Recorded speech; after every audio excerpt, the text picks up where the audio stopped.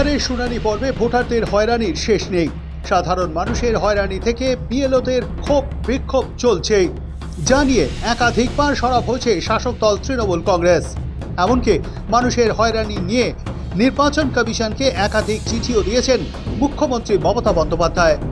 এর মধ্যেই বুধবার এসআইআর পর্ব চলাকালীন ফারাক্কায় বিডিও অফিসে ভাঙচুরের ঘটনা ঘটে। পরিস্থিতি এমন জায়গায় পৌঁছয় যে হিয়ারিং ক্যাম্পে ভাঙচুর চালানো হয়। অভিযোগ, স্থানীয় তৃণমূল কংগ্রেসের বিধায়ক মনিরুল ইসলামের উপস্থিতিতে উত্তেজনা চরমে ওঠে। বিডিও অফিস চত্বরে সমস্ত বিএলও একযোগে অবস্থান বিক্ষোভে বসেন। বিক্ষোভ চলাকালীনই তারা ইআরওর হাতে তাদের ইস্তফাপত্র তুলে দেন। বিএলওদের বক্তব্য, তারা এসআইআরের বিরোধিতা করছেন না, আপত্তি রয়েছে এই প্রক্রিয়া কার্যকর করার পদ্ধতি নিয়ে। অভিযোগ, সরকার নির্ধারিত নির্দেশ মেনে প্রয়োজনীয় নথি সংগ্রহ করে অ্যাপে আপলোড করার পরেও বারবার নতুন নথি চাওয়া হচ্ছে এবং একাধিকবার সংশোধনের নির্দেশও দেওয়া হচ্ছে। ফলে সাধারণ মানুষকে ঘন ঘন ডাকা হচ্ছে, যা কার্যত হেনস্থার পরিস্থিতি তৈরি হয়েছে। বিএলওদের আরও অভিযোগ, গোটা প্রক্রিয়ার দায় তাদের ঘাড়েই চাপানো হচ্ছে। অতিরিক্ত কাজের চাপ ও অনিশ্চয়তায় ব্যক্তিগত এবং পারিবারিক জীবন বিপর্যস্ত হয়ে পড়েছে। বিএলওদের আন্দোলনের পাশাপাশি তৃণমূল কংগ্রেসের স্থানীয় নেতা কর্মীরাও বিডিও অফিস চত্বরে অবস্থান বিক্ষোভে যোগ দেন।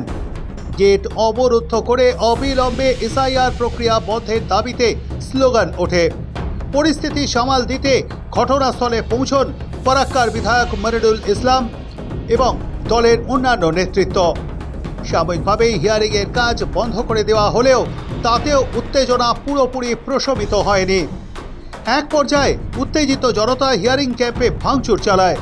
অভিযোগ, বিধায়কের নেতৃত্বে এই হামলা চালানো হয়েছে। খবর পেয়ে ঘটনাস্থলে পৌঁছয় বিশাল পুলিশ বাহিনী। গোটা এলাকা কার্যত থমথমে হয়ে ওঠে।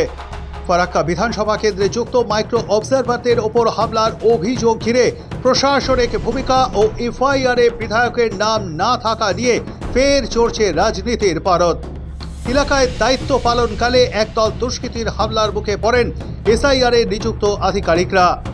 ঘটনায় দুজন গুরুতর জখম হয়েছেন বলে দাবি করা হয়েছে। স্বাভাবিকভাবেই আসরে নেমেছে বিজেপি। রাজ্য সরকারের বিরুদ্ধে তীব্র আক্রমণ জানিয়েছেন বিরোধী দলনেতা শুভেন্দু অধিকারী। তার অভিযোগ, সাংবিধানিক দায়িত্ব পালন করতে গিয়ে ওই আধিকারিকদের কোনো পুলিশি নিরাপত্তা দেওয়া হয়নি। না ছিল পুলিশ, না কোনো রকমের সুরক্ষা।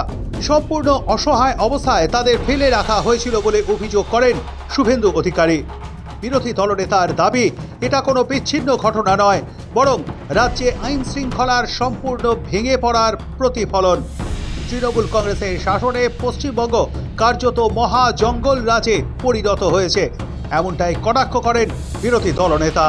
তাঁর বক্তব্য, এমন এক পরিস্থিতি তৈরি হয়েছে যেখানে নির্বাচন সংক্রান্ত আধিকারিকরাও নিরাপদ নন। নির্বাচন কমিশনের তরফে পর্যাপ্ত নিরাপত্তার আশ্বাস দেওয়া হলেও বাস্তবে তার কোনো প্রতিফলন নেই বলেই অভিযোগ বিজেপির।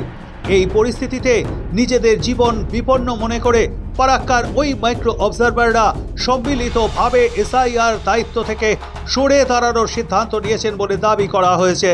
শুভেন্দুর মতে, এই সিদ্ধান্তই প্রমাণ করে রাজ্যে আইন শৃঙ্খলা কতটা ভেঙে পড়েছে এবং গণতান্ত্রিক প্রক্রিয়া কতটা বিপন্ন। এসআইআর প্রক্রিয়াকে ভেস্তে দিতেই শাসক দল পরিকল্পিতভাবে বাধা সৃষ্টি করছে বলেও অভিযোগ তুলে শুভেন্দু বলেন, ভোটার তালিকা নিয়ে কারচুপি করতেই এই ধরনের পরিস্থিতি তৈরি করা হচ্ছে। তার দাবি, তৃণমূল ক্ষমতায় টিকে থাকতে অসৎ উপায়ে নির্বাচন ব্যবস্থাকে প্রভাবিত করতে চাইছে।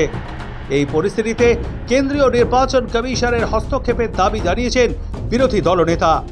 তিনি মুখ্য নির্বাচন কমিশনার জ্ঞানেশ কুমারকে উদ্দেশ্য করে অনুরোধ করেন, সংবিধানের ৩২৪ অনুচ্ছেদের ক্ষমতা প্রয়োগ করে অবিলম্বে পরিস্থিতির নিয়ন্ত্রণ নিতে, প্রয়োজন হলে কেন্দ্রীয় বাহিনী মোতায়েন করে রাজ্য প্রশাসনের বাধা উপেক্ষা করে এসআইআর প্রক্রিয়া নির্বিঘ্নে সম্পন্ন করার দাবিও তোলেন তিনি। শুভেন্দুর কথায়, ভয়মুক্ত ও স্বচ্ছ নির্বাচন নিশ্চিত করতে এখনই কঠোর পদক্ষেপ প্রয়োজন, না হলে গণতন্ত্রই সবচেয়ে বড় ক্ষতির মুখে পড়বে। রাজনৈতিক চর্চার মাঝেই ফারাক্কায় বিডিও অফিসে ভাঙচুরের ঘটনায় জঙ্গিপুর পুলিশ স্টেশনে এফআইআর দায়ের করেছেন ফারাক্কার বিডিও। পুলিশ সূত্রে জানা গিয়েছে, ঘটনায় এখনো পর্যন্ত একাধিক ব্যক্তিকে গ্রেফতার করা হয়েছে। তবে এফআইআরে স্থানীয় তৃণমূল কংগ্রেসের বিধায়ক মনিরুল ইসলাম বা তাঁর সঙ্গে থাকা কোনো তৃণমূল নেতার নাম না থাকায় প্রশাসনের ভূমিকা নিয়ে প্রশ্ন তুলেছে বিরোধীরা। এদিকে কমিশনের বিরুদ্ধে একাধিক অভিযোগ তুলে ফারাক্কার প্রায় 200 বিএলও কাজ থেকে গণ ইস্তফা দেন, কিন্তু তাদের ইস্তফা গ্রহণ করেনি কমিশন। তারপরে 9 জন মাইক্রো অবজারভার ইস্তফা দিলেন, ফলে এদিন শুনানি প্রক্রিয়া নিয়ে অচলাবস্থা তৈরি হয়েছে। ব্যুরো রিপোর্ট, সময় কলকাতা।